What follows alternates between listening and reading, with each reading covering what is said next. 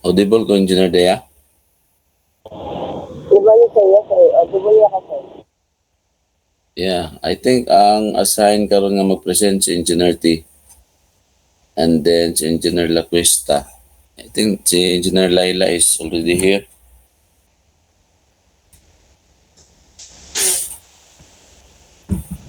Engineer Laila, while waiting for Engineer T, can you present your topic this morning?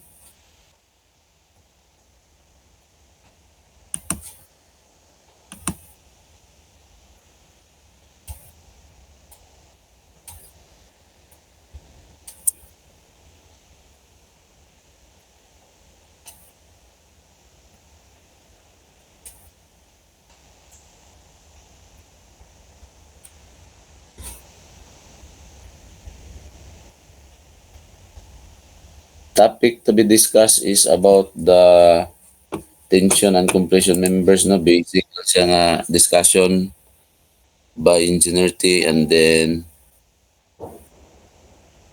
we have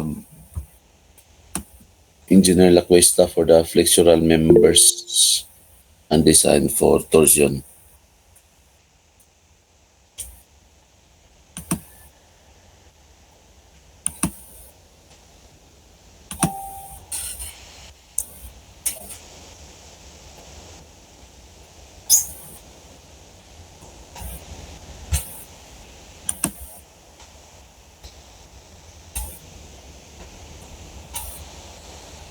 So these are the two graduate students na will present if ever wala si Engineer T. So let's start with Engineer Laila.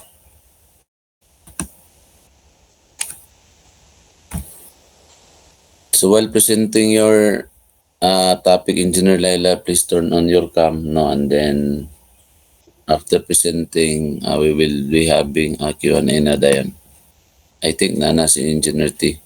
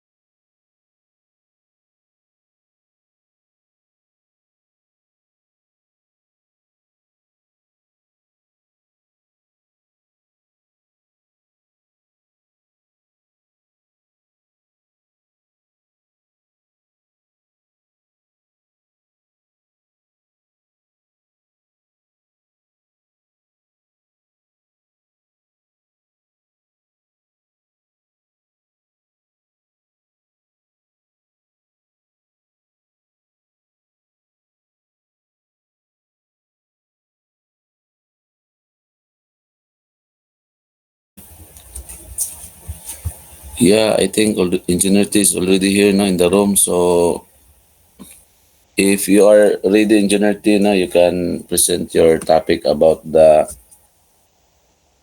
tension and compression members. And Good morning, sir. followed by Engineer Lacuesta. If napatay time, no, if napatay time, since it's only 1.5 hours sa man atong meeting this Saturday. But if ever nga one night time, so maybe in the next meeting na si Engineer Lacuesta.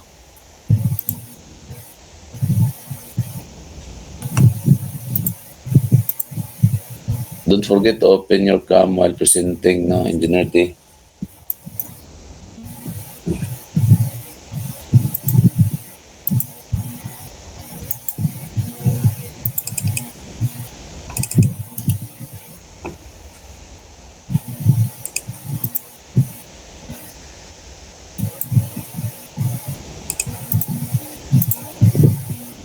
Good morning. Can you see my screen? Yeah, we can see Engineer T. Kindly proceed. So my topic is tension and compression members. So good morning, everyone. So to start, let's talk about what tension and compression members are. So tension and compression members are structural elements that experience actual forces that compress or apply tension to the member. So when we say actual forces, these are forces that pass through parallel to the axis of the member. So as you can see here, uh, an unloaded member experiences no deformation. But if force causes a member to get longer, so it elongates a member, it is a tension force. So if it shortens a member, it's a compression force. So examples of tension and compression members are we know commonly about trusses. So for example, in this image, we have a weight here on the center. So without even calculating, we know we can get the compression and tension forces in a truss by doing method of joints and method of sections. But visually, we can already identify which members are in compression or in tension. So here at the center, we have the load here. So if the load is going downwards, so it tries to pull the structure. So if you will do method of joints, it will have an opposite reaction. So going up. So it will pull the reaction force will pull the structure away. So in these members, we'll have tension, tension, tension, and so on the reactions, we will have the reaction will push the members, so it will cause compression on this member, then compression on this member, and then compression. So just by visually looking at the structure, we can we can already tell which parts are in compression or tension. Aside from it gets more difficult the more complicated the structure is, but in this simple truss, we can tell right away which members experience compression or tension. So other examples of compression tension members, so we have the columns. So columns experience compression forces. Then we also have bracing or struts. So these experience tension forces. So steel design, tension member. So based on the NCP 2015, so the design strength, or what's the symbol psi sub t pn, and the allowable tensile strength. This is based on LRFD. We have the safety factor times pn. Then this one is ASD, p sub n over omega sub t. So omega sub t is the safety factor for ASD. So for tensile yielding, when it comes to tensile strength, we have to consider two things. So tensile yielding in the gross section or tensile rupture in the net section. So when we say gross section, so the full cross-sectional area of the steel is what we will be considering when it comes to its tensile strength. Whereas for tensile rupture, it's the net section. So when we have steel connections, of course, steel members are connected via bolts.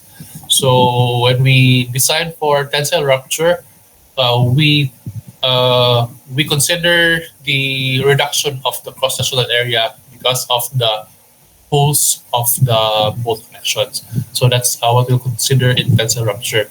So for tensile yielding in the gross section, so the tensile strength is P sub n equals Fy A sub g.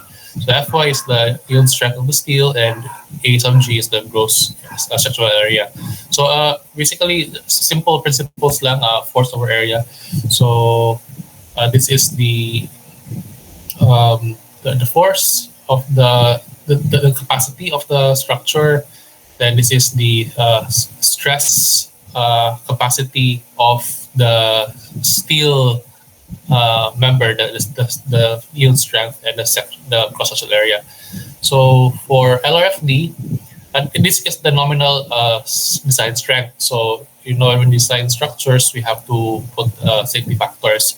So for LRFD, P sub D equals 0.9. So we have to multiply 0.9 to the nominal design strength for LRFD. However, for ASD, we divide it by omega sub T. So P sub n over 1.67, that is our factored strength. So, and for tensile rupture in the next section, P sub n is equal to F sub U over A sub E. So what is F sub U? So it is the ultimate design strength of the steel. If you remember in our materials, Fy, yield strength, it is the strength, maximum strength we have sa atong steel up to in the proportional limit na curve. But Fu is at the elastic limit. So for the tensile rupture, this is what we consider F sub U, and multiplied by A sub B, which is the effective net area. So as I said kanina, gross area minus the holes of the bolts. So here the safety factors we use are different. So for LRFD, we use 0.75, and for ASD, we use 2.0. So it is specified here in NSCP 2015, 504.3.1. So the gross area of the member is the total cross-sectional area. Then the net area, A sub n of a member, is the sum of the products of the thickness and the net width of each element, computed as follows. And then when we compute for the net area, we don't just simply subtract the diameter of the bolts to the cross-sectional area. So it says here, in computing net area for tension and shear, the width of a bolt hole shall be taken as 1/16 inches or 2 millimeters greater than the nominal dimension of the hole. So aside from the size of the bolt, we have to consider, of course, the hole of the bolt will not be exactly equal to the diameter of the bolt. So na siya allowance gamay para masulod ang bolt during construction. So we take that as 1/16 inches or 2 millimeters greater than the dimension of the hole.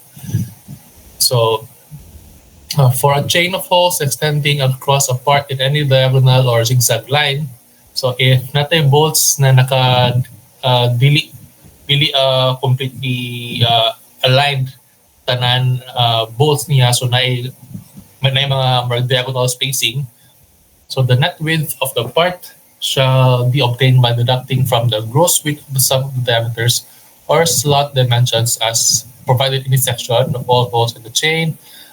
So basically, we aside from the bolt hole that we subtract with we subtract to the gross area, so we also have to add the quantity S squared over 4G. So S squared is the horizontal spacing, or the longitudinal, the spacing along the longitudinal axis from center to center of the bolts, and G is the transverse. So usually it's vertical, we take it as a vertical spacing.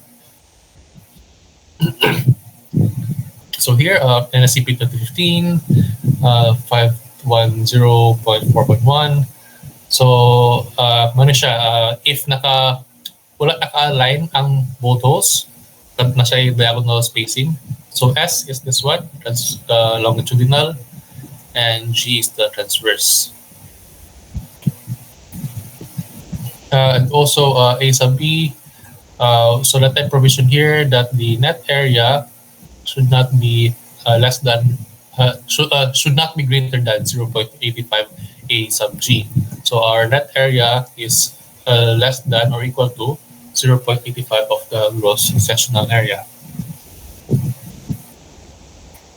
So another thing we have to consider when it comes to tension member design is what we call the shear lag.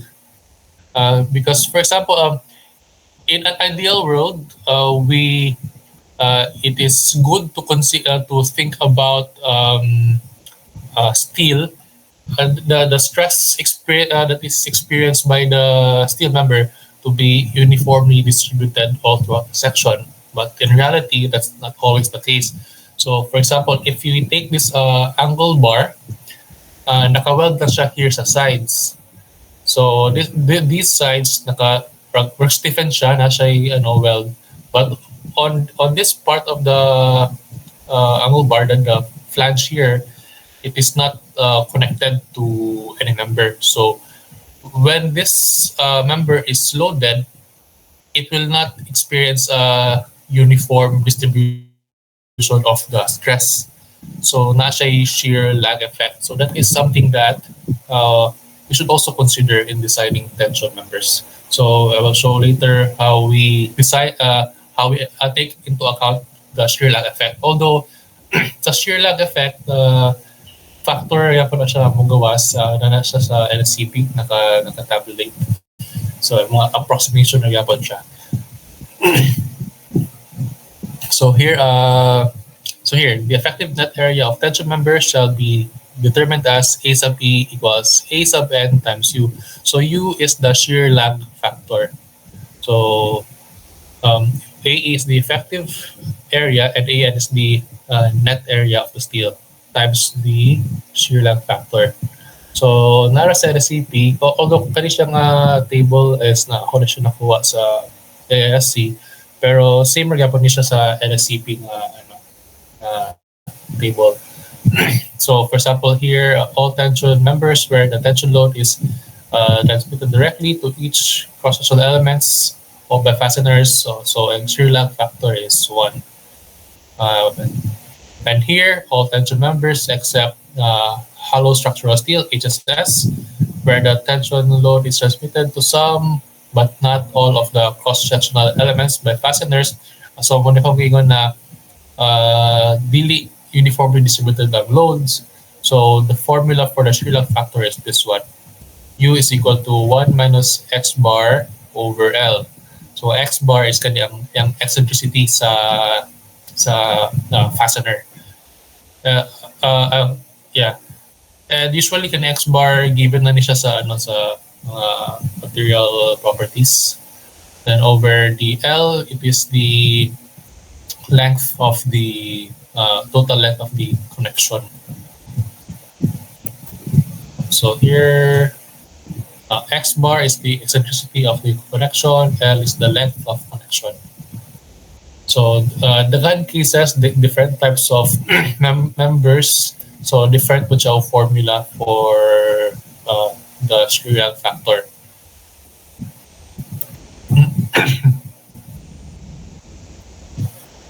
So the allowable strength design ASD and load resistance factor design. So the allowable strength design or ASD is the design process here is that the member is selected based on either area or moment of inertia that are large enough to prevent the maximum load from exceeding an allowable value. And plastic design, based on a consideration of failure of conditions rather than working load conditions, a member is selected based on the criterion that the structure will fail at a load substantially higher than the working or service load.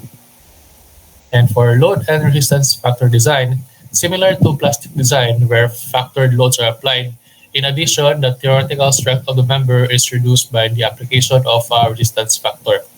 So sa atong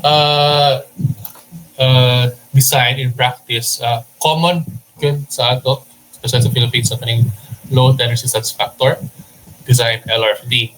So when we compute for the design strength sa members, so we we multiply it by safety factor. So katong 0.9, 0.75. And when we get the design strength, design capacity, we then add our load combinations. So katong mga 1.2 dead load, 1.6 live load, nga. Whereas in ASD,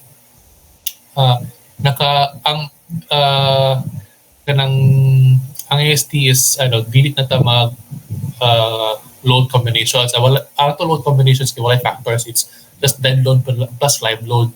Pero kaya nga itong makuha nga design strength sa allowable strength design sa ASD, kay reduced man siya. So remember ko rin na ang atong sa ASD, ang atong nominal strength atong i-divide by the factor katong 1.67 or 2. So kung atong i-compare ang value sa ASD and LRFD, gamay gud ang atong makuha sa ASD. Pero dili naman ta mag-factor sa atong mga load combinations. It's just dead load plus live load. So ang end result medyo similar ay yapon ang results sa ASD and LRFD. So design for strength using load and resistance factor design, LRFD. So according to equation 502.3.1, so R sub U, which is the required strength using LRFD load combinations, it should be less than or equal to phi R sub N. So Rn is nominal strength and phi is the resistance factor. So basically, this is RU mo na atong design strength yun. So of course, dili na siya dapat mo exceed sa atong computed nga factor na design strength. So muna pingon sa LRFD, combinations ta atong gina-factor ang atong load combinations. We have 1.4 dead load, 1.2 dead load, 1.6 live load, etc. So kaniyang load combinations makita na po sa NSCP. Then for ASD, so muna kong i-mention na ang atong required design strength sa ASD R sub A, it is less than or equal to R sub N divided by the safety factor omega. So ang ending ang RA, the R sub A is really smaller than sa LRFD na R sub U. Kaya sa R sub U, we just multiply it by safety factor 0.9 or 0.75 depending on yielding or tension. But sa ASD, so ato divide by 1.67 for yielding and 2 for rupture. So gamay ang value mo kabasan compared sa LRFD. Pero ang atong load combinations, mura po this for ASD, dead load lang, dead load plus live load, dili siya factored. Aside lang sa kaning mga roof load, points of roof load or snow or so ending medyo comparable na gyapon ang results sa LRFD and ASD. So example, so para matong mas masabtan nato, it's best good kung practical. So example, a plate that is 3/8 by 7, so 3/8 inches yung thickness and ang iyang depth is 7 inches. It is a tension member that is connected with 3 1-inch diameter bolts, and the steel is A36. So assume that A sub E is equal to A sub N and compute the following. So atong i-solve ang design strength for LRFD and for ASD. So given, so when we say A36 steel, pag sa pasabot na A36, so ang atong yield strength Fy is 36 KSI. Then if tanaw na to sa itong material properties for A36 steel, yung Fu is 58 KSI. So designing for the yielding of gross section, So P sub n is equal to F sub y times A sub g. So ang ato Fy is 36 multiplied by the thickness 3/8 times 7, so equals 94.5 kips. So kilopounds per square inch. So very straightforward lang ang yielding of gross section. So basically stress times area lang. Kung ano na to ang atong design strength. Then rupture of net section. So P sub n is equal to F sub u times the effective area. So Fu is 58 times the thickness 3/8. So now kailangan na to i-consider ang katong bolt holes. So 7 ang depth sa atong member minus nato sa bolt na holes. So we have kung mag-rupture ato i-consider mag-rupture siya here. So naay isa ka bolt maigo. So ito i-consider 1 plus katong diameter plus 1/16 na tolerance for the bolt hole. However, if we go back,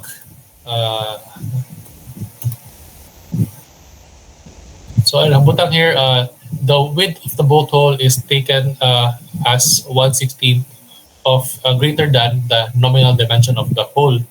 So we're talking here about the nominal dimension. So bolt hole is what's ang kaning width of the bolt hole is 1/16 magnetic tolerance na 1/16 inch or 2 mm greater than the nominal. Pero ang given man sa ato here sa ato example is ang bolt diameter. So ang atong bolt hole is 1 inch plus 1/16 inch. Mo na ang nominal diameter sa bolt hole plus another 1/16 inch pag yun to get the kanang atong ang bolt hole na atong i-consider for the rupture of net section.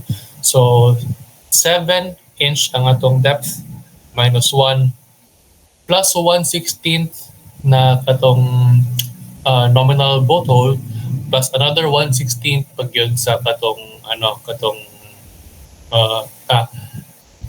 1/16 sa nominal sa diameter sa bolt plus 1/16 pag yun na 1/16 inch of the nominal bolt hole. So 1/16 plus 1/16 equals 1/8.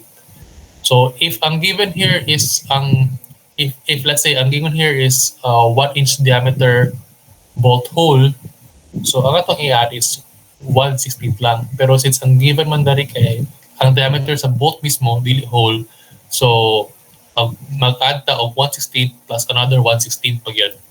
So manang 1/8 akong gibutang here. So that will be equal to 127.781 kilopounds kips. So for LRFD, so and ang atong yielding it's just P sub Pn. So mag-multiply na sa safety factor na 0.9 or resistance factor, sorry. Safety factor, that's for AST man terminology. So resistance factor sa LRFD is 0.9 times 94.5, so 85.05 kips. For rupture, multiplied by 0.75 ang atong resistance factor. So 95.86. So ang mag-govern ani is of course ang smaller na value. So mag-govern is 85.05 kips.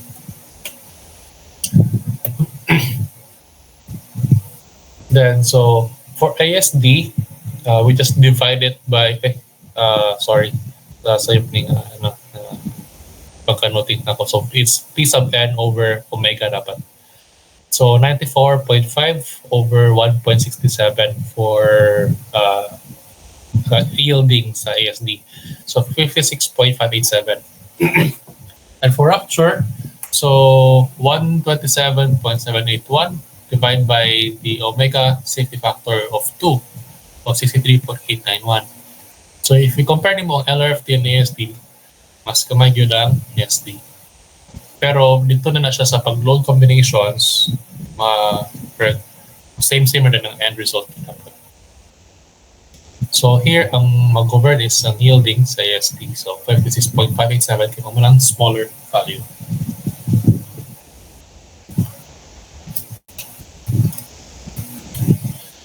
Then, another example. So here, atong i-consider ang shear lag factor. Okay, this member, if mo, this part, it's an angle bar. So kaninga part, it is fastened to the gusset plate. Pero kaniyang flange here, it is unfastened. So distribution sa stress, hindi siya uniform throughout the section. So kailangan ta mag-consider og shear lag factor. So it is a double angle bar. So 2 L5 by 3 by 1/4. So 2 angles, long lengths back to back, A242 steel. With 7/8 inch diameter bolts. So yung depth niya is 5 inch. Then ang yung spacing between the connections is 3 inch.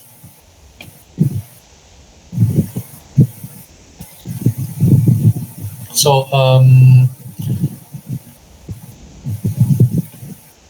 for A242 steel, yung FU is equal to 70 KSI.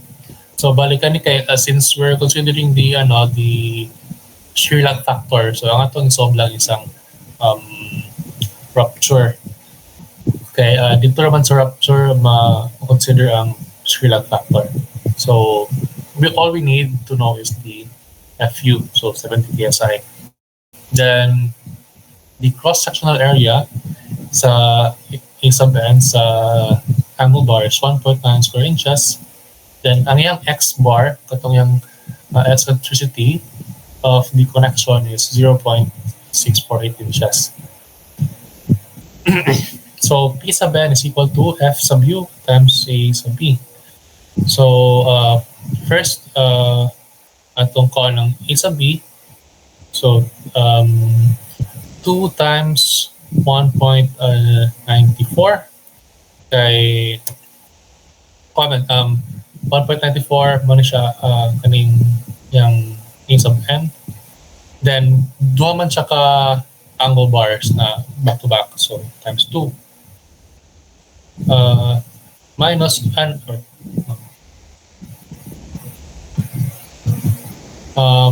the katuling both holes. So natay 1, 2 mag-rupture ta consider here. So 1, 2 tas back to back siya, so 4 ka both holes. So 4 times the thickness 1/4 inch sa thickness steel times 7/8 plus 1/8. So 7/8 inch mount diameter sa bolts plus itong 1/8 na tolerance ato sa bolt holes. So ang effective ang net area, it is equal to 2.88 square inches. Then ang shear lag factor, it's 1 minus X bar over L. Itong i-share ganina na table. So 1 minus X bar, which is 0.648 inches over L. So kaning L, this is the length of the connection. So this one, mo siya ang imong connection. So this is the total, bali mo consider nga length connection is 3 inches. So 0.648 over 3. So 1 minus 0.648 over 3 equals 0.784. So man ito shear lag factor. And we just multiply it to the net area and we will get AE, the effective net area. So U times A sub n equals 0.784 times 2.88 equals 2.256 square inches. So multiply the AE to the FU, So 70 times 2.258 will get 158.06 kips.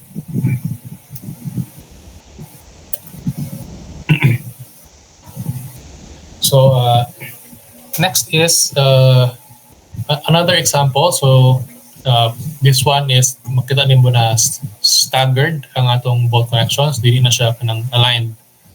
So I will solve for this problem para nato makita when to mosulod katong akong i-mention ni na katong S squared over 4G for mga staggered na bolts. So we will solve for the nominal strength based on the gross area and the net area. So gross area yielding net area rupture. So we have a plate of 5/8 inches thick and 12 inches in depth with 3/4 inches na diameter bolts. So this is 836 steel.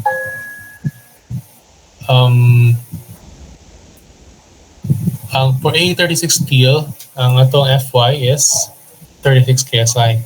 And for Fu is 58 KSI. Then ang atong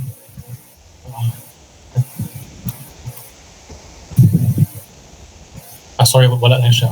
Wala ko na erase. So for the gross area yielding, same like upon the process earlier, it's just very straightforward. So F sub y times F A sub g. So 36 KSI times the thickness of the steel member, 5/8, times the depth, 12 inches. So we get 270 kilopounds. Then for the net area rupture, so kani siya medyo taas-taas, equals F sub u equals A sub E. So there are multiple ways na mag-fail via net area rupture ang atong connection. So pwedeng ingani siya, o pwedeng ingani siya, or pwedeng ingani siya, or pwedeng ingani, or ingani. So for this problem, we will consider five modes na mag-rupture ang natong connection. So for the first one, so kanis ang failure is na dali sa 2 ka bolts. So ang atong kaon first is ang A sub n, ang net area. So 5/8 ang thickness sa plate times the depth minus ang katong mga bolt holes. So 12 minus 3/4 plus 1/8. Tapos 3/4 ang atong diameter sa bolt plus 1/8 tong bolt hole na tolerance times 2 kay duha man siya ka bolts may go. So 6.406 in square inches. So it is relatively straightforward. Di ka na siya, dili man staggered ang connection, straight naman siya. So sa'yo na siya compute. Here, we have to add the term na S squared over 4G. So 5/8 inches na thickness times 12 minus 3/4 na bolt diameter plus katong 1/8 na tolerance, then 3 man ka bolts sa may go, so times 3 plus S squared over 4G. So S squared, kaning longitudinal na spacing between bolts, so it's 5 inches, so 5 squared over 4G. So ang atong G is kani 4 inches, so 4 times 4. Tapos duha man siya ka kaning staggered na bolt, kani 1 and 2. So multiply by 2. So our net area for this scenario is 7.813 square inches. For this scenario, so although same number of bolts may go, pero different ang iyang orientation. So for here, 5/8 inches thickness times 12 plate depth minus 3/4 diameter inch diameter na bolts na to plus 1/8 tong bolt hole tolerance, then 3 ka bolts may go. So times 3. Now karon ang ato S squared over 4G duha ka buok kay different man siya og spacing.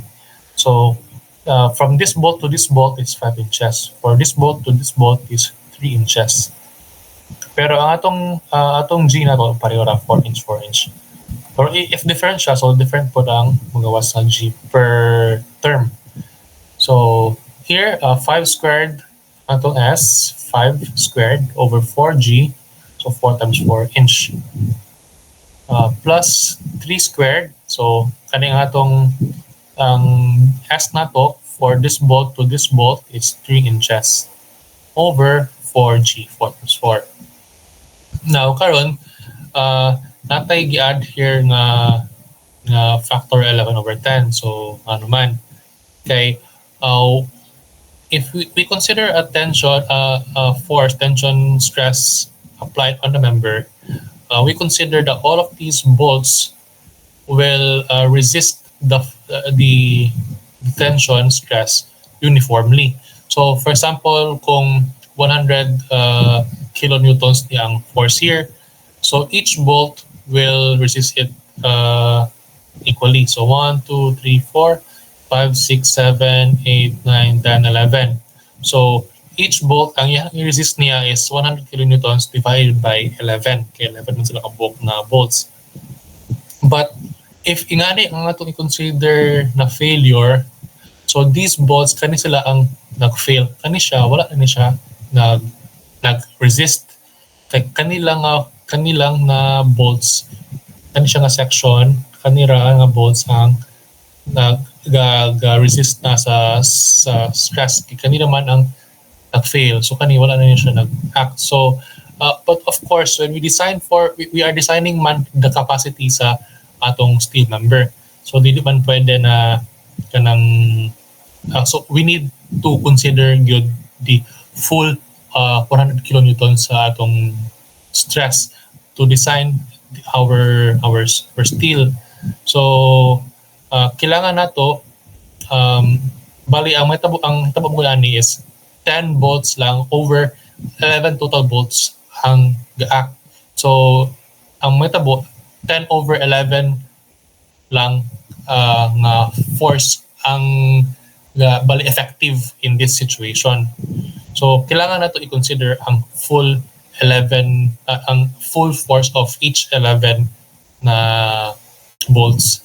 So if reduce ang iyang strength here kay 10 volts ang act. So 10 volts out of 11, 10 over 11 para nato siya ma-convert back to the full na capacity, ato lang siya i-multiply by 11 over 10.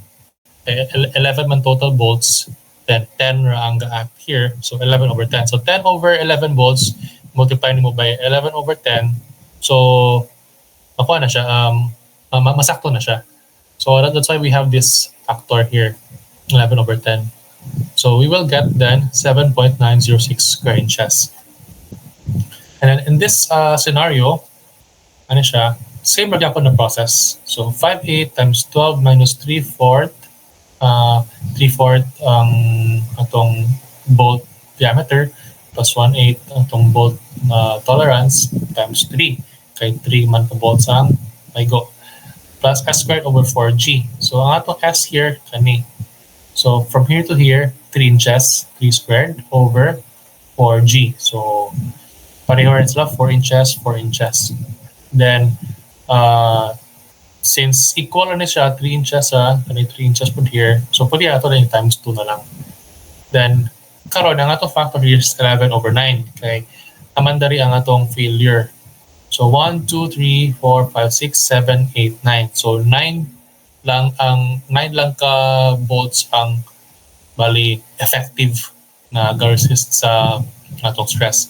So ato siyang i-11 over 9. Then so ang atong A sub n, it is equal to 8.02 square inches.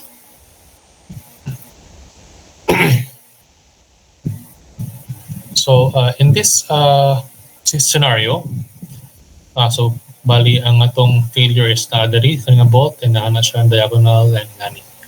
So same process, 5 over 8 times 12 minus 3/4 na bolt hole plus the 1/8 na tolerance times 2 raman ka bolts ang may go, plus S squared over 4G. So S squared, itong S is 5 inches, so 5 squared over 4 times G na to is 4 inches. Then here, 1, 2, 3, 4, 5, 6, 7, 8, 9, 10. So 10 raka-volts effective. So atong i-multiply 11 over 10. So 10 volts ang effective resist over 11 total volts. So 11 over 10. So that will be equal to 8.121 square inches. So karon, ang atong i-consider sa atong final design is ang smallest net area. So 8.121, 8.02, 7.906, 7.8, 6.406 square inches. So kani siya ang mo-govern.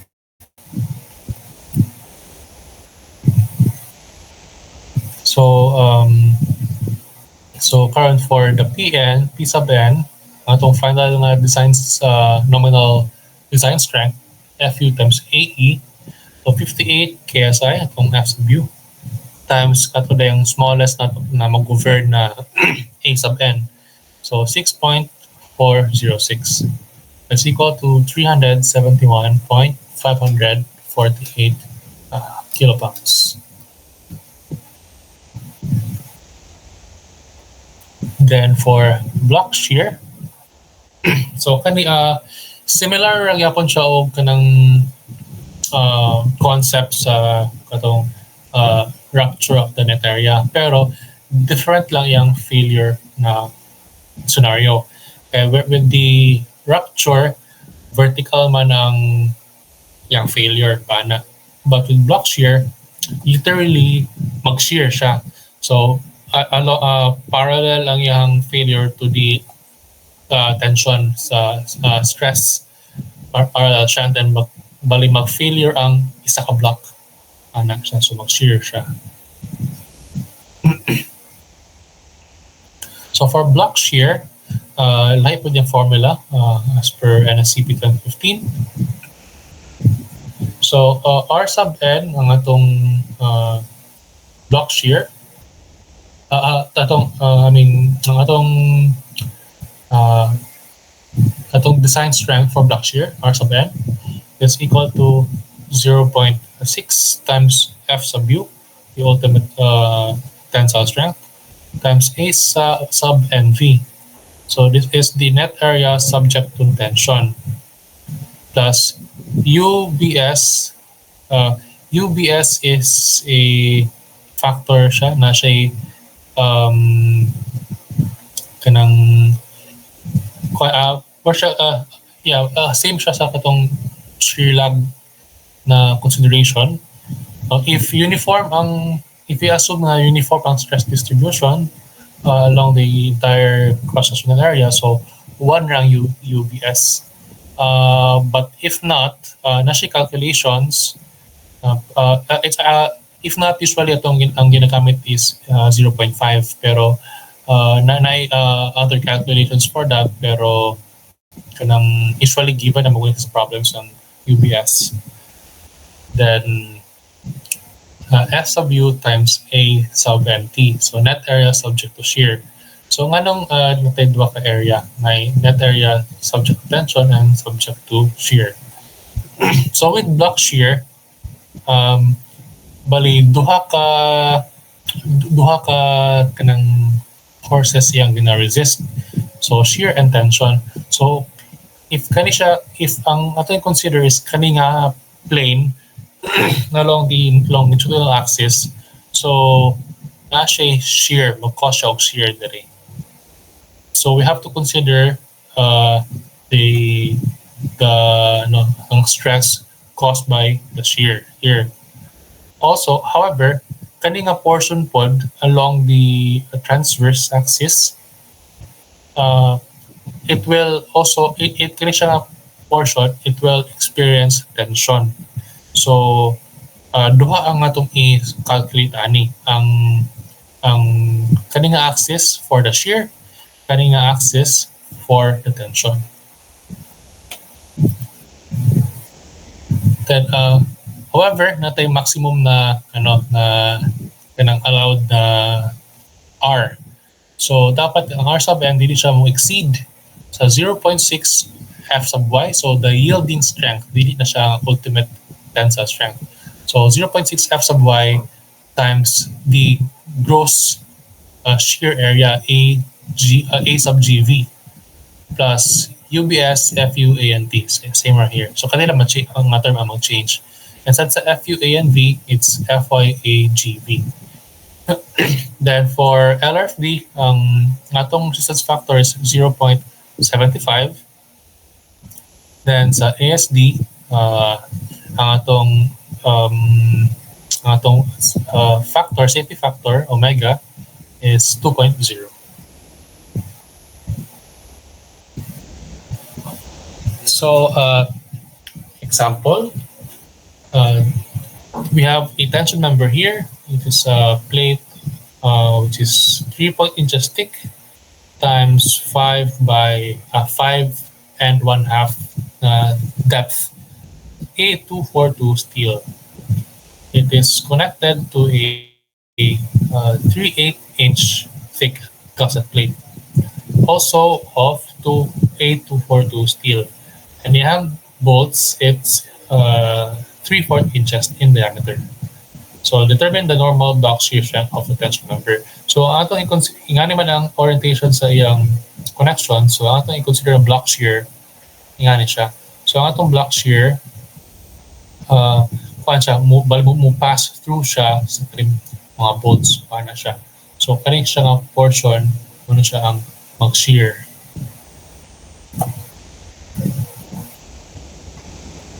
So given for A242 steel, ang iyang Fy is 50 KSI and yung Fu is 70 KSI. So for the shear area,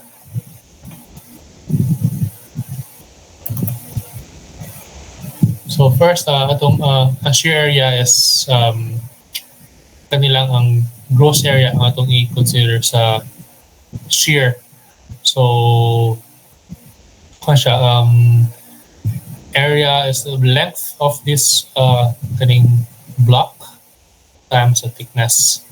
So 3 inches plus 3 inches, 6 inches plus 1 and 1/2. So 7.5 inches ang length sa block times the thickness, which is 3/8. However, duha man ni ka area ang mag-shear, 1 and 2. So i-multiply nato with 2. So that is equal to 5.625 square inches. Then for net area, 3/8 thickness sa plate times 7.5 minus 2. So okay, 7.5 kani siya nga length minus 2.5.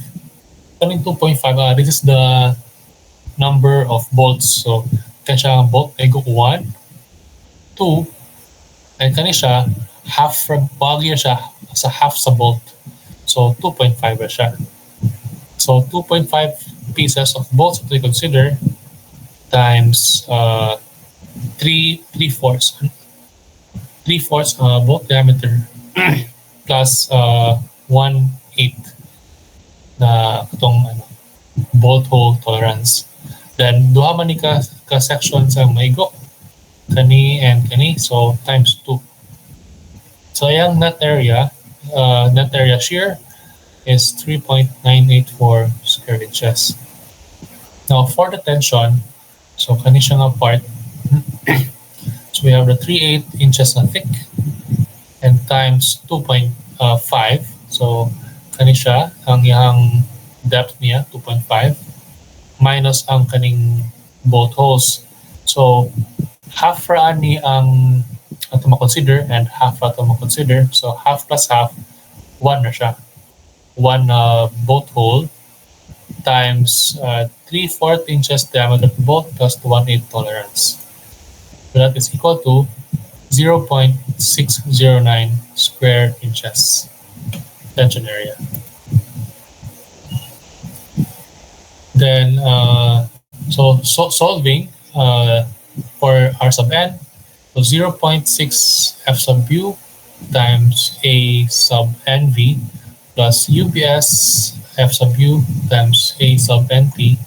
So 0.6 times 70 at FU. Then ato A and V is 3.984. So kani siya ang net area shear 3.984 plus ang UBS nato itong consider is 1.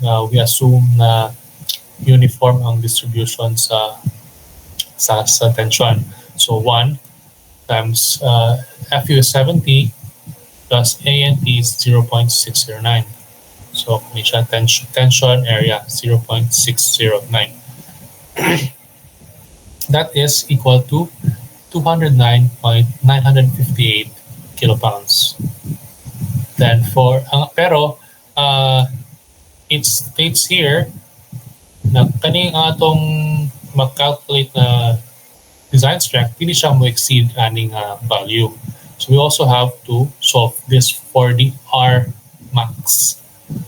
So R max is equal to 0.6 Fy times AGV plus UBS FUANT. So 0.6 ang atong Fy yielding strength is 50 KSI times AGV, which is this one, 5.625 square inches plus UBS, same hapon here. So 1 times 70 times 0.609. So that is equal to 211.38 kips. So ang atong R sub n, wala na siya nag-exceed sa atong R max. So pwede rin siya, although close na siya, pero pwede, so within pa siya sa R max. So okay ra ang atong design. First kaya siya, nominal rin siya nga design, so multiply pa to factor to get the design strength yun. So now we'll talk about compression members. So compression members, usually when we say compression members, ang atong ma-think is columns. Although dili lang man columns na mag-experience of compression, so pati man let's say mga members of truss that are subjected to compression forces. Pero the way we design compression members, same na siya. So it is safe to assume na atong compression members, it's a column. So according to the column theory, we have to consider a column subjected to an actual force P until it will be unstable. So if we subject a column to a force P, magbend siya. So this is what we call buckling. The column will buckle, and the corresponding load that caused the column to buckle is the critical buckling load. If you look at this, kani siya,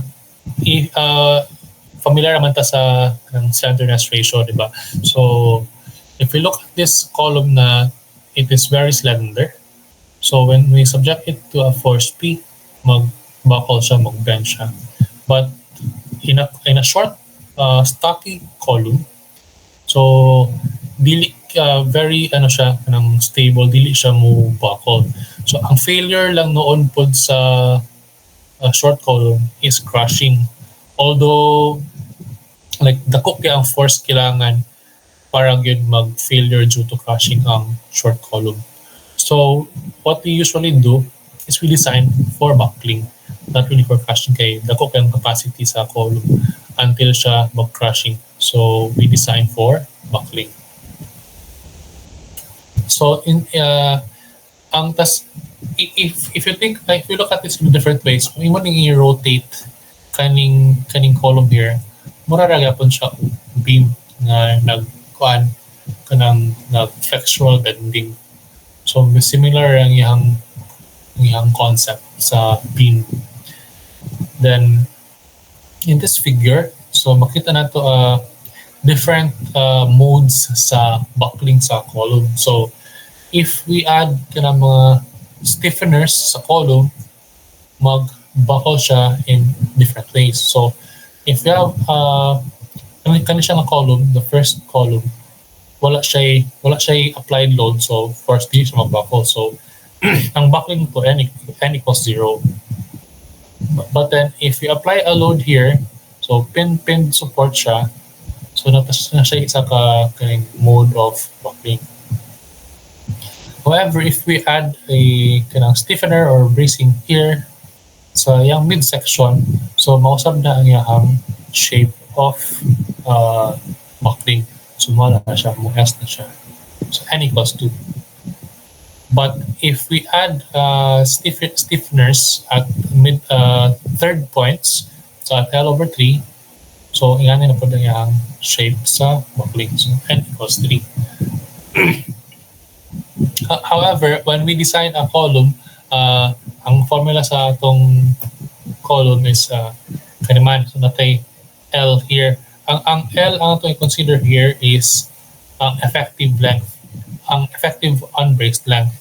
So we say here na kani ang L, pero ang atong i-consider nga length is not the total length yun sa column. It is the unbraced length. So for kani L over 2, pero kani L over 2, mo ni atong i-consider nga L for our computations. And same here. Okay, bali, more siya kani siyang hold, more siya kadwa siya ng buckle. One buckling here, kani katulad ng buckle. So ang atong i-consider sa atong design for buckling is kaning isa kani. So maning kani ang atong i-consider nga L, the unbraced length. So this is the formula for the critical buckling load. So P sub CR equals pi squared modulus of elasticity times the moment of inertia over squared. But if remember the radius of gyration r, so the square of r is simply equal to I over a. So pag nato siya i-substitute, so mawala ning I, ngayon siya og a ang area, cross-section area sa member. So i-substitute lang nato, so we will get this value, pi squared EA over L over R squared. Then, so kaning L over R, mo ni siya itong slenderness ratio. Times K lang katong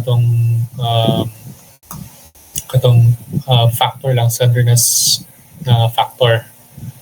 So, this is the critical buckling load, but the critical buckling stress, so ang stress is stress is equal to force over area. So divide mo siya by area. So kaning area, mag-cancel na siya. So we will get the buckling stress, which is simply equal to pi squared times E over the slenderness ratio. Then ako nang gibutang here ang katong slenderness na factor. So KL over R squared. So this is the critical buckling stress, or it is also called the Euler's stress. Kaya si Leonhard Euler man ang first come up with this formula. So here the slenderness ratio is L over R squared, then it has the square of the radius of gyration is equal to I over A.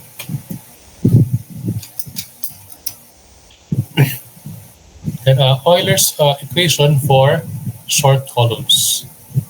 So after the Euler derived this formula for Euler's stress, researchers discovered na ang Euler's equation, it is unreliable when it comes to less slender columns, mga short columns. So Euler's equation for critical buckling stress is found to be unreliable for stocky, less slender columns. Okay, if you look at the equation, ang atong kaning pi squared over E is divided by K, our slenderness ratio. So, if our column gets shorter, mas magkagamay ang atong slenderness ratio. And when we talk about fractions, if we divide something by a smaller and smaller and smaller number, magkakadako ang value. So, kani siya, at a certain point, pag small kaya ang slenderness ratio, dako kaya ang stress na mugawas, and it is very very unrealistic and very inaccurate na. So if you look at the stress strain diagram sa steel, so di ba we have our proportional limit, you see kanang proportional limit, it's ang yang horizontal niya is 1 over ang vertical yung slope niya is E over 1. So bali straight line it's proportional ra gid yang slope at the kaning first part sa graph, which is pa itong natawag nga proportional kaning nga part ng atong proportional nga curve. So ang atong Fy ang atong ginakuha nga consider nga F is kanira here up to the proportional limit. Then paglapas here, mga itong elastic limit, kanina ito pinaka-maximum. Now, ang atong mga formula here, namang tay E, Bose of elasticity. So, since kaning proportional limit, like proportional rather than yung increase niya, so bali, uniform ra ang yung slope, yung E all throughout. But when we reach the elastic na part sa curve na, ga-change naman ang yung curve, yung slope. So, yung E, it is not the same, nice difference of E sub T. So, this is why when it comes to short columns, kanang unreliable na ang atong Euler's stress. Kaya umabot naman tayo here, dali nga part, and lahik na ang actual nga modulus of elasticity ang atong kailangan gamiton. So, if you look at this graph, so kani siya graph siya, gi-plot siya as pagkapod siya, same rin yung diagram, pero gi-plot siya against the slenderness ratio. So, if makita na to, at this portion, which is calculated to be 4.71 times the square root of E over F sub Y. If your KL over R, kani nga, kung ano mo yung calculate ng KL over R, kani siya nga value for the slenderness ratio, beyond this part, it is elastic buckling. And to the lower portion, inelastic buckling. So, kaning elastic buckling, if taas ang atong slenderness ratio, so mo govern ang kaning atong Euler stress, kay bali ma-consider siya nga slender columns. But if small ang atong slenderness ratio, mahulog siya sa inelastic buckling. So mga for the short columns. So makita mo nato, balikan gi-reverse ra kani siya nga atong graph. So kani nga part mo na siya ang atong proportional limit. So ang atong E is uniform na atong slope uniform. So mo atong mo govern ra ang kaning equation ni Euler stress, kay kaning E pwede ba nato siya gamiton here, kay ang iyang E niya is yung slope sa graph is uniform naman. Pero pag mabot ta sa short columns, ang inelastic buckling naman here, dili na siya sa elastic na curve. So mag-change na yung E niya. So dili na siya realistic. So ato gamito na formula na for kanang mga inelastic buckling for short to intermediate columns is kanina siya FCR or this one FCR equals 0.658 Fy over Fe multiplied by Fy. 0.658 to the power of Fy over Fe din siya. Naka-exponent na siya. Times Fy. So, kaning Fe mo ni siya ang Euler stress. Kani. So, bali mo, approximation na ni siya by the researchers, they found out nga approximately ang capacity for mga short columns is kani siya nga formula. Then, for elastic buckling, so, Fe na siya, Fe Euler stress, pero butangan na po dayon sa mga researchers na to ng factor 0.877. So when we design for slender columns, kanina formula, Euler stress na the factor of 0.877. So for short columns to intermediate columns, kanina formula.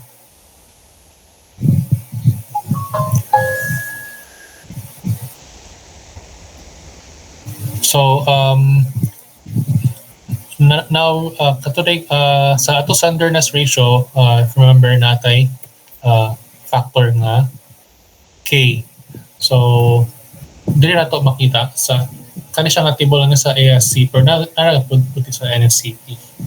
So depende sa atong supports mag change ang atong value of K. So for kaning support na fixed to fixed, theoretical K value is 0.5.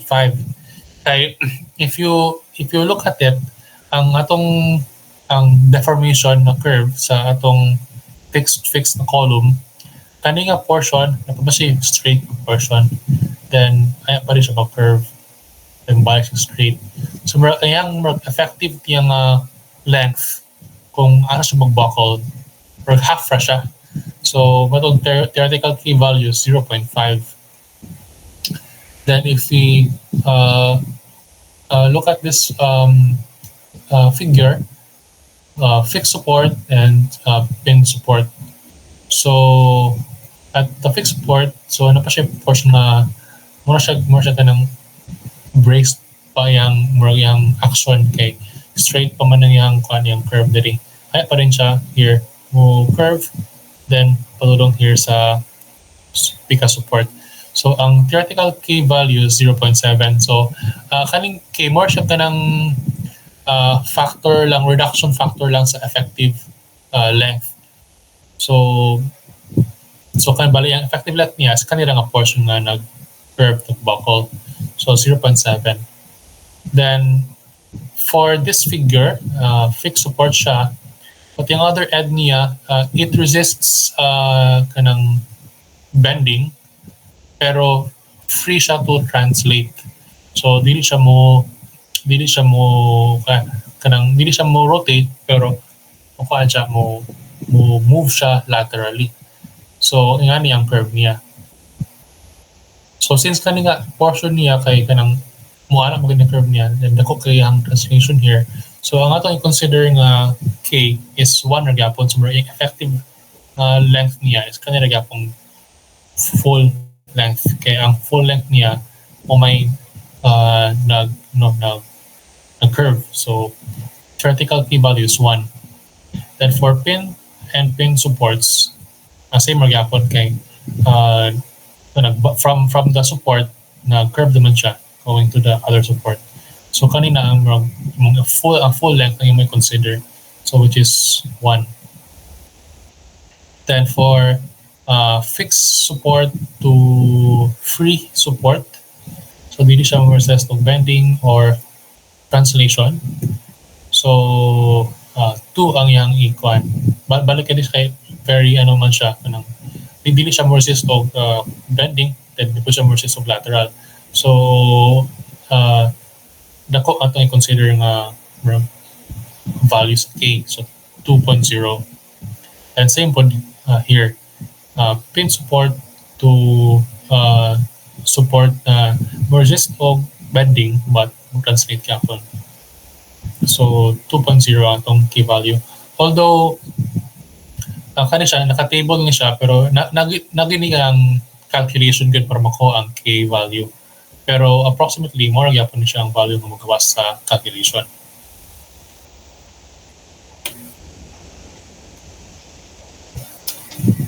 So for the design of members for compression, based sa NSCP section 505. So amo na siya akong discuss. So ang L is the unbraced length of the member. Dili ang full height yun sa column, but the unbraced length. So here, the nominal compressive strength P sub N is equal to FCR. So balikan nga formulas here.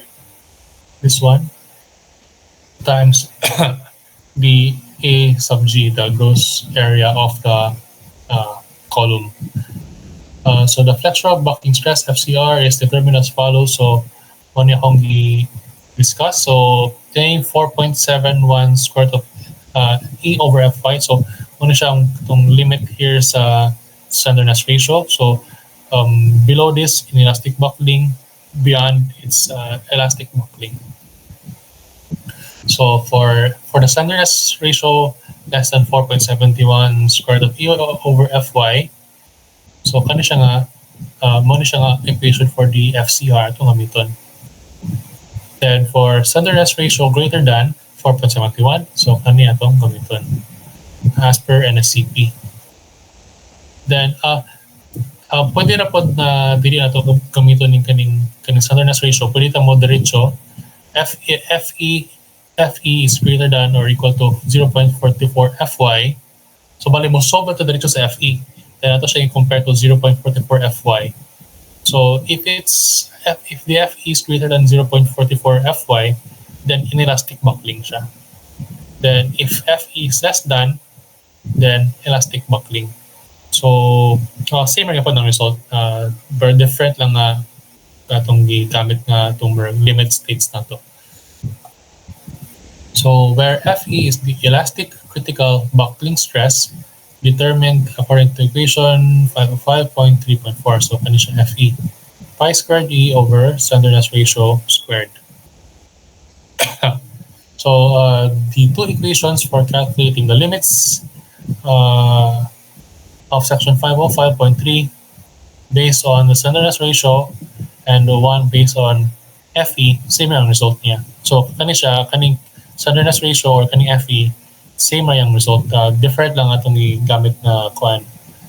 Balik kani siya, ato lang i-compare sa slenderness ratio, kani atong i-compare sa itong actual niyang stress. So same ra ang yung result. So for LRFD, ang atong P sub U it is equal to Phi sub N, itong atong resistance factor times P sub N. So for columns, ang atong resistance factor is equal to 0.9. Then for ASD, so the allowable strength must be less than or equal to P sub N over omega sub C. And our omega sub C, the safety factor, that is equal to 1.67. So local stability. So ang atong so far ang atong giistoryahan atong i-consider is kanang ang whole cross sectional area sa member ang magbuckle. Pero if we consider ang shape sa atong steel members, dili ba siya kanang uniform gyud ang cross section area. So when we think about I-beams, mga wide flange, letter I ba yung shape, and each member, the flange, the web, different ay yung thickness ang yung width. So each element sa areas of the flange and the web, they can also buckle on their own. So pwede nga only ang flange ang magbuckle, pero ang web dili, pwede po ang web magbakol, ang flange dili. So matong itawag na local stability. Bali kanang portion lang sa kanang section ang magbakol. Whereas ato itong giistoryahan so far, it is global stability. Ang entire sectional area is magbakol siya. So a flexural buckling is an overall buckling of a compression member. So motong global stability, ang total cross-sectional area magbakol siya. However, when the element or member of the section is so thin, so for example, if a thin kayo ang imuhang flange or thin ra kayo imong web, a local buckling occurs. So thus, a flexural strength cannot be developed since the section is no longer fully effective due to buckling. So remember nga, ang atong gina-design katong capacity piece of piece of A, we are considering the strength of the full cross-sectional area. However, kung local buckling ka, so na portion sa column, ang flange lang ang nagbuckle from web dili. So bali dili mo magamit ang full capacity sa column kay remember kung magbuckling gani ang column, the buckling is what we consider the failure state.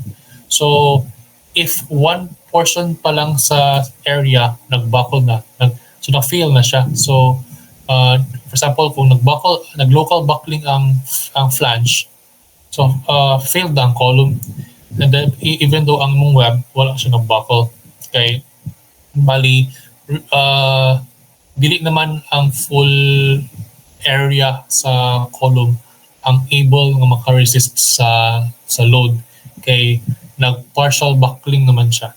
So this instability must be avoided. Otherwise, the flexural buckling strength must be reduced. So here's the NSCP. Ang limiting width to thickness ratios for compression elements. So this is how we check sa kanang compactness sa each elements sa area of steel. So when you width thickness ratio, B over T. So for example, for this I-beam, so for flexure in flanges of rolled I-shaped sections and channels, so if kaning ang B over T is kuan siya kanang less than na siya sa kaning lambda sub T, which is equal to 0.38 square root of E over Fy. So kuan siya, compact siya. So basically it's kuan siya kanang non-slender. So dili siya kuan kanang prone to local buckling.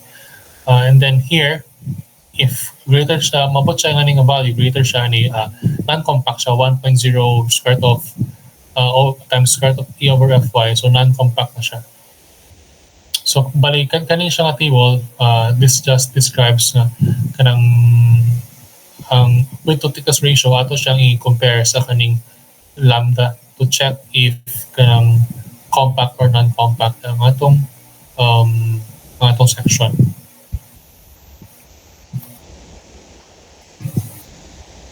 So here we have different situations. So kanin natay angle bars, double angle bars, single angle bars, naputay hollow structural steel here. And yeah. So if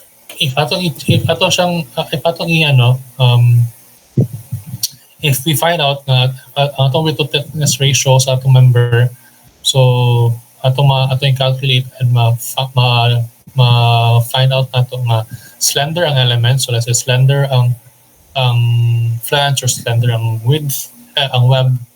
So kuha na siya, dili na ito magamit ang atong same equation atong i-discuss here sa the equations. Kay kani siya, this describes the full strength of kanang the member considering ga fully act ang whole cross-sectional area. So if you have local buckling, so reduce na ang imong capacity kay may portion sa imong member nag-fail, nag-buckle. So lahi na itong formula gamiton. So members with slender elements, so kani siya, although similar lang ang iyang equation, nalang tayo i-add nga factor Q here na para bali describes na reduced ang atong capacity. So we just multiply a factor of Q sa atong yield strength Fy. So slenderness ratio is less than or equal to 4.71 square root of E over Q Fy. So based on this, kanang mugkamay ang atong values, atong capacities nato. So FCR is equal to 0.658 to the power of Q Fy Fe. So siya, mag-multiply lang ta og Q na factor sa atong Fy. So reduce na tayo ng atong capacity nato sa atong column. Then ang kaning Q, kailangan pa po na siya i-calculate. So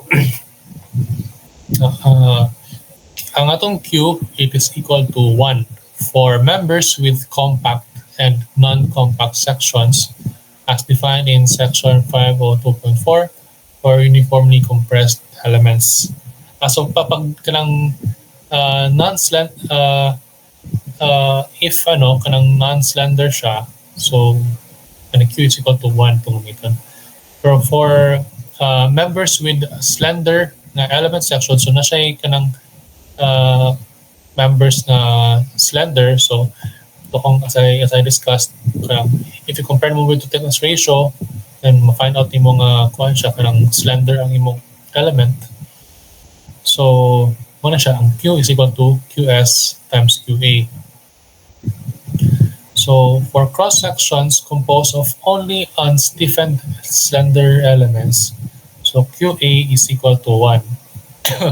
So what do we mean by unstiffened slender elements? So for example, kanang angle bar, let's say kaning angle bar here, naman siya portion here nga kanang free end, ano po siya portion here free end, unsupported siya, so unstiffened siya. So both sides nimo, it's unstiffened. Pero let's say kung sa I-beam, so kaning imong flange, this is unstiffened, kaya no siya free end. Pero kaning imong web nimo, it is fully restrained band on both ends, so stiffened siya. So the web member is stiffened, kani siya unstiffened ang flanges. So I-beams are a combination of stiffened and unstiffened elements, whereas the angle bar, puro siya unstiffened elements. And conversely, kaning hollow structural steel, kaning steel tube, it is fully restrained band on all sides.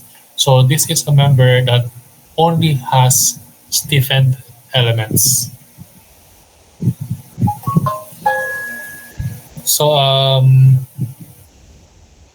So for cross sections composed of only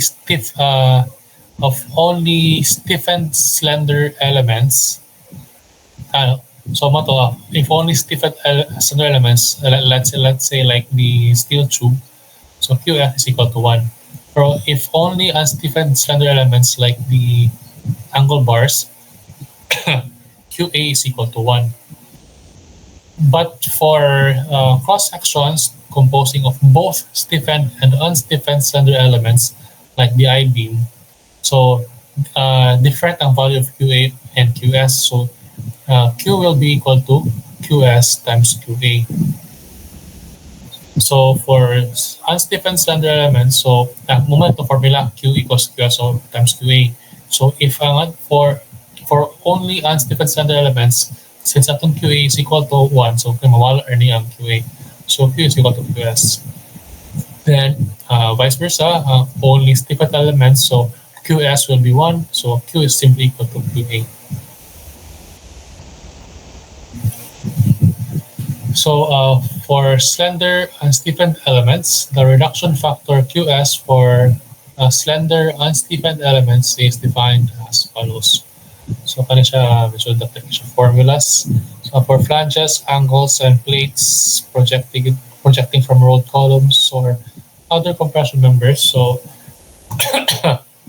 if ang atong B over T, it is less than or equal to 0.56 times square root of E over Fy, atong QS is equal to 1.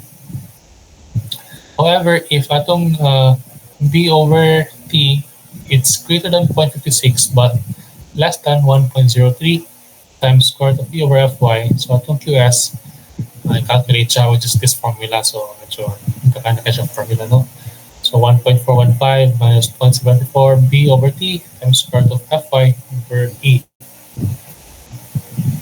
Then, but when B over T is greater than 1.03, line up yung formula. So 0.69 E over Fy B over T squared.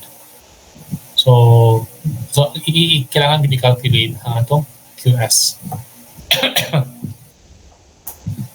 Then for flanges, angles, and plates, made from built-up columns or other compression members, so from mga built-up sections. So like ko na yung cover yung calculations. So kani siya, instead sa 0.56 ang atong factor 0.64, then ang atong gamiton nga K, atong E, multiply ito by a factor KC, where KC is equal to 4 over square root of H times the thickness of the web TW, and shall not be taken less than 0.35 or greater than 0.76. So K sub C must not be less than 0.35. It must also not exceed 0.76. So for B over T, greater than 0.64 but less than 1.17, so mali siya ang formula na po sa QS. So similar siya, 1.415, pero ang atong factor lang here is 0.65. Then ang atong i-multiply kaya po na ito with the factor KC. Then if B over T exceeds 1.17, so instead of 0.69, 0.9 na siya. Then multiply by factor of KC. Then for single angles, so like na po din ang iyang formulas. So when B over T is less than 0.45, QS is equal to 1.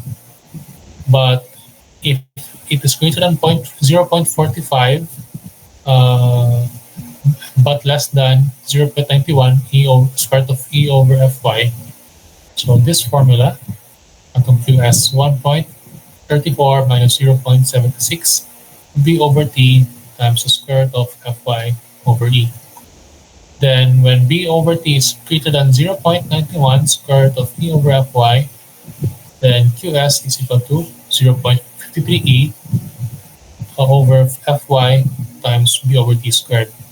So medyo similar lang ilang equations pero mag-differ lang sila sa ilang factors. Then where B is the full width of longest angle leg. So the kanina formulas, no? So for mga T na sections, so ano siya, D over T. So less than 0.75 E over Fy, so Q is 1. But if less than 0.75 square root of E over Fy, if it is greater than 0.75 square root of E over Fy, but less than 1.03, so mo siyang formula. Then if B over T is greater than 1.03, so mo yung formula 0.69 E over Fy D over T squared. where B is the width of the unstiffened compression element. And the D is the full nominal depth of T. And the T is the thickness of the element. Then for slender stiffened elements, so the reduction factor QA. So QA atong i-solve. So QA is equal to the A effective A over total A. So A effective is equal to the summation of the effective areas of the cross section based on the reduced effective width BE. And A is the total cross-sectional area of the member. BE, ang atong i-consider sa BE man is the effective width sa itong what they call that stiffened element. So ang atong B atong i-consider, for example, this part, tanaw ninyo ang B in the I-beam, dili siya ang like full width sa flange. It is only this part. Kaning part here sa center, stiffened man siya. So the unstiffened element kaning part B. So mo siya ang itong consider mo ni effective width.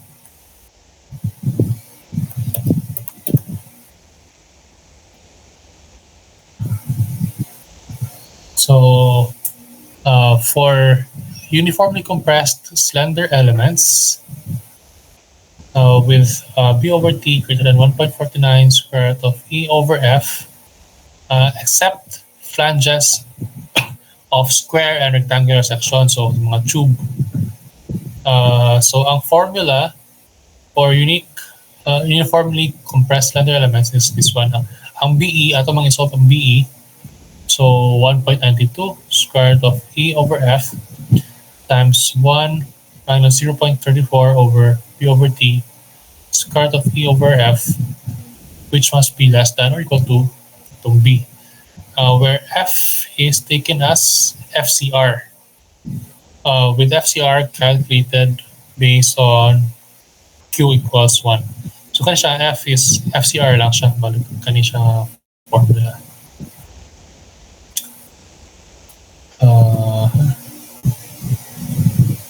Kanina FCR. Kani sila.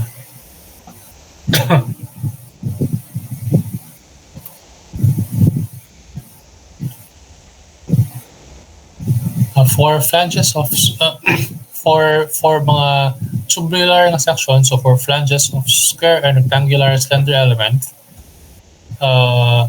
for B over T is greater than 1.4 square root of E over F, so muna siya ang formula sa atong effective width BE, where F is equal to P sub n over A effective area. So in lieu of calculating F equals Pn over A effective A, F may be taken equal to Fy. So we are trying to solve for BE. We're trying to solve for this capacity of members. To do that, we need to solve BE. And to solve BE, we need to get F.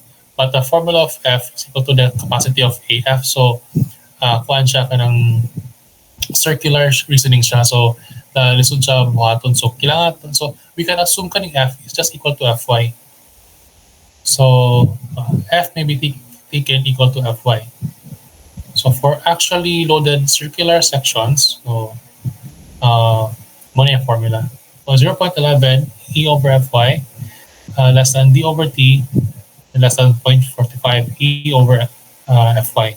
So muna ang Q is equal to QA equals to this formula, 0.038 times E over Fy times D over T plus 2/3.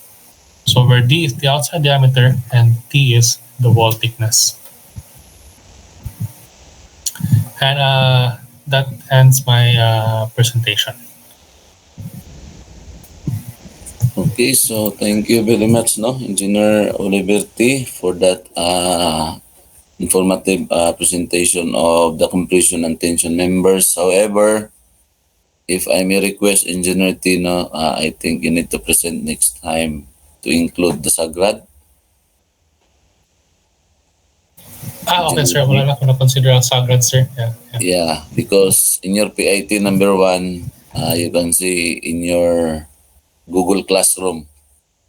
Now, in the Google Classroom, I uploaded there the assignment number 1 and then your PIT number 1. So in your PIT, that was included there, the design of Sagrad. So I think maybe first hour by next meeting next week, no, Engineer Lacuista.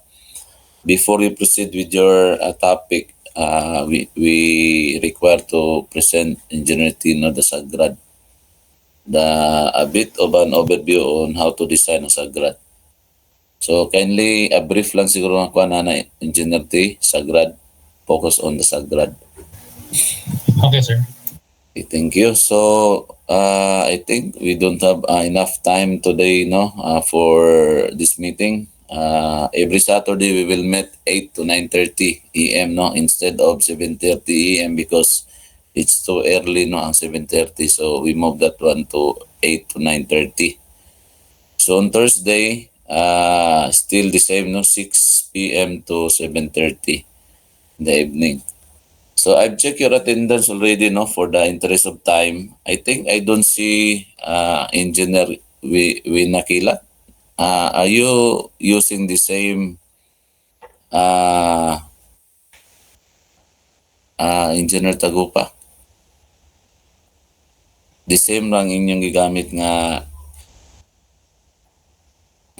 maybe laptop or wala gid si Engineer Wina?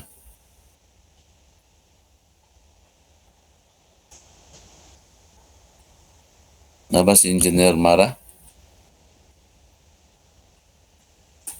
So if I may call your name, no, so please say present before ta mag-end. Si Engineer Bobadilla, Mark.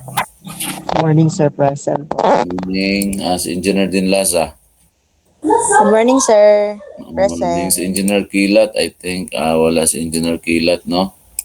Engineer Lacuista. Present, sir. Engineer Laruga. Good morning, sir. Present. Morning, Engineer Macasa.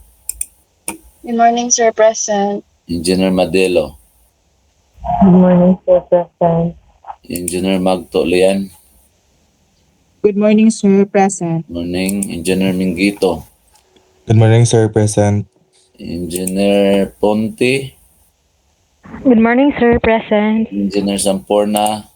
Morning, sir. Present, sir. Engineer Tagupa. Okay, wala si Engineer Tagupa. Engineer Tapolgo. Sir, good morning to sir. Okay, Engineer Turalba. Morning, sir. Present. Morning, Engineer T, the presenter, and lastly si Engineer Ogsid. Good morning, sir. Present. Si Engineer Ogsid, no? Okay. Yes. So I think wala today is Engineer Kilat and Engineer Tagupa. And to remind, no, the next presenter, Engineer Lacuista, to discuss the flexural members designed for torsion. So if you can present Engineer Lacuista in SI units, much better.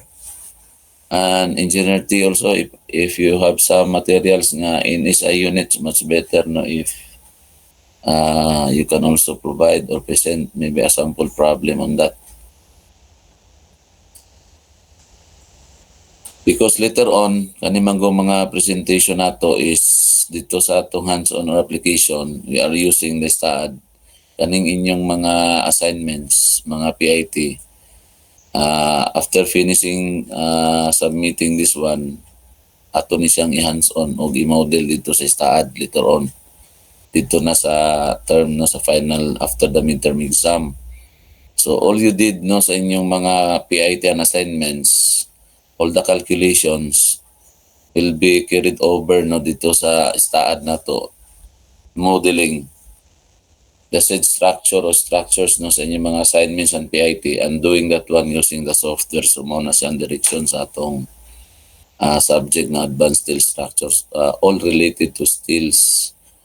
So kindly comply all your assignments and PIT religiously because makari over na siya dito sa inyong hands-on na actual experience dito sa software using STAAD.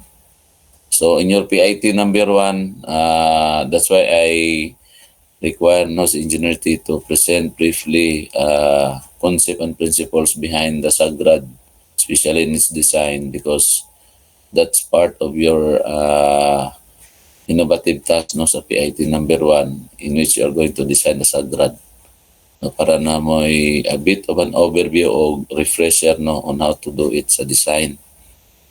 So thank you for that, Engineer Tino and Engineer Lacuesta. Please do prepare no, since you include design no, for torsion. So I expect and we expect also that you are going to present problems or sample problems or application on how to design your steel members subjected to torsion, ng mga flexural members. So not necessarily so many examples, but 1 to 2 problems can do. But please do consider Engineer Lacuesta kanang in SI units ta, no? Iko na to into or ayaw lang saan ng English na mga units. And then that's for the next meeting no. At magbutsag ko og kanang brief nga mga schedules including the date and time no sa mga remaining reporters after this meeting today no. Ako i-upload dito sa atong Google Classroom para ma-remind mo o kung sa mga day and time no schedule ang inyong presentation. So after ni Engineer Lacuesta, we have si Engineer Din Lasa together with Engineer Madelo, no? So they are going to present the shear design and the beam column interaction. So very interesting topic ni siya. So most probably si Engineer Lacuesta mag-present siya by kung samantang date karon 30. So mag-present si Engineer Lacuesta and si Engineer T sa iyang SAGRAD by September 4. No, and sa September 6 sa Saturday, I think sa September 6 mo may sked Engineer Din Lasa. Next Saturday no, kamo Engineer Din Lasa, and kung dili mahuman ninyo sa for that 1.5 hours dito na dayon sa September 11. 6 and 11 mo ma-assign Engineer Din Lasa and Engineer Madilo. So kindly take note on that no, specific dates for your presentation. So thank you everyone no. We extend our time no, niabot na tag almost 10. So I just hope na if possible make your presentation as brief as mo consume lang siya o atong 1.5 hours per meeting. Thank you kayo Engineer Oliver for your informative presentation. And please do upload Engineer Oliver no sa imong mga materials dito sa Google Classroom na ako'y gibutang nito nga para ma-upload ang imong material para po reference sa imong mga classmates. No? Sir, wala pa ako na-add sa Google Classroom. I think na-add ka. Okay, so I'll just tanaw na ko sa Google Classroom ha.